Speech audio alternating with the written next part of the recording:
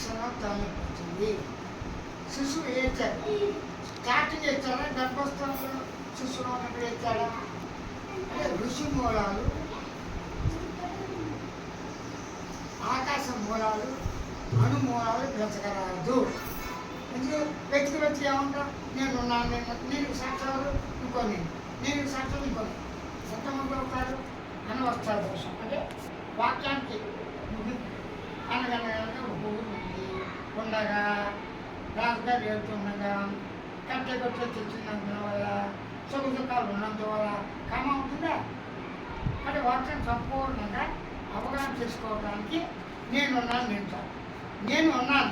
ధైర్యంగా ఉన్నాను. ఆ నేననే పదం ఎవరు ఇచ్చారు?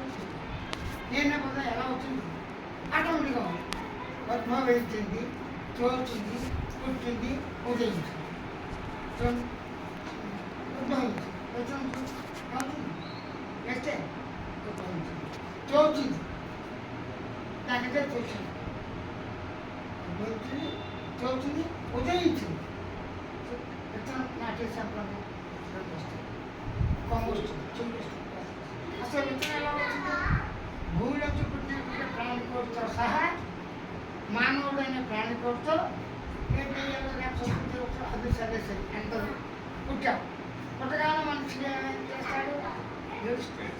ఆకలి తక్కువ తల్లి స్తన్యంలో పిల్లవాడు పుట్టడంపై స్తన్యంలో పాల్గొంది. సమస్త ప్రాణికోటి పుట్టి ఒకే సెకండ్లో చిన్నగ్ని, చిత్ అంటే చెడు, అగ్ని అంటే రాత్రి.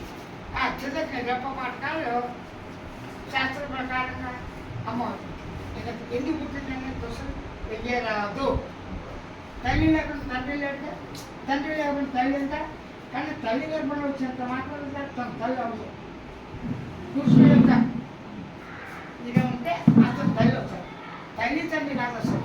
ఆ తల్లి వస్తే ఎంత కానీ ఆ బీజం తల్లిలో పుట్టేప్పుడు తల్లి రెండు ఫస్ట్ తల్లి, ఫస్ట్ తల్లి రెండు ఇద్దరు వస్తాయి. కానీ కన్నది పోటీ రెండు తీసేది, అన్ని రకాలు చూసి అన్నీ కూడా నేర్పేది, బయట వ్యాయామం నేర్పేది తల్లి.